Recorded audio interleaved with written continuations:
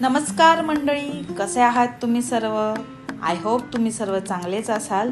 तर चला तर मग आपण आजच्या व्हिडिओला सुरुवात करूया. आजही खूप एकदम कडक ऊन पडलेला आहे. तर आज मी तुमच्यासोबत एक हेल्दी रेसिपी शेअर करणार आहे आणि ती आजकाल ट्रेंडिंगमध्ये पण आहे. तर बघूया तर ती कोणती रेसिपी आहे. मी इथे ज्वारीच्या पिठापासून हे बनवलं आहे. तुम्ही याला घावणे पण म्हणू शकता, तुम्ही आंबोळी म्हणू शकता, पण हे खूप हेल्दी आणि टेस्टी आहे. तुम्हाला याच्यासाठी तांदूळ भिजवण्याची गरजही नाही किंवा आंबवण्याची गरज नाही पीठ. तर हे खूप मस्त हेल्दी आणि तुम्ही बघू शकता या माझ्या व्हिडिओमध्ये की जाळी किती सुंदर आलेली आहे, अप्रतिम.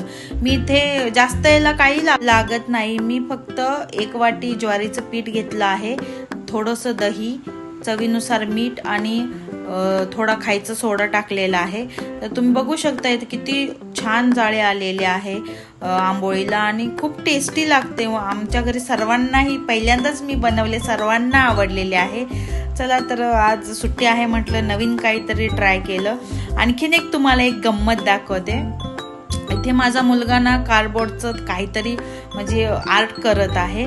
त्याला चित्रकला खूप म्हणजे आवडते काढण्यासाठी. चित्र खूप छान काढतो तो आणि कार्डबोर्डचं त्याने काहीतरी मोबाईल बनवला ॲक्च्युली हे. तर तुम्ही बघू शकता किती छान चित्र त्याने काढलेलं आहे स्वतः आणि तुम्हाला ह्याचे व्हिडिओ पण बघायला भेटतीलच पुढे. तर सोबतच मी जेवणाची तयारी पण करत आहे, कारण मला थोडं बाहेर पण जायचं आहे भाजी आणण्यासाठी.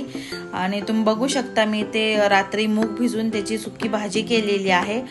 ही पण हेल्दी आहे, खूप छान लागते. कारण भाजी सगळीच तुमच्याकडे नसेल, संपली असेल तर तुम्ही मूग भिजत घालून दुसऱ्या दिवशी त्याची भाजी बनवू शकता. ही पण चांगली लागते.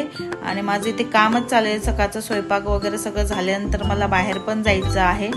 तर मी इथे चपाती पण करत आहे. सगळं स्वयंपाक आवरल्यानंतर मी आता बाहेर चालले आहे.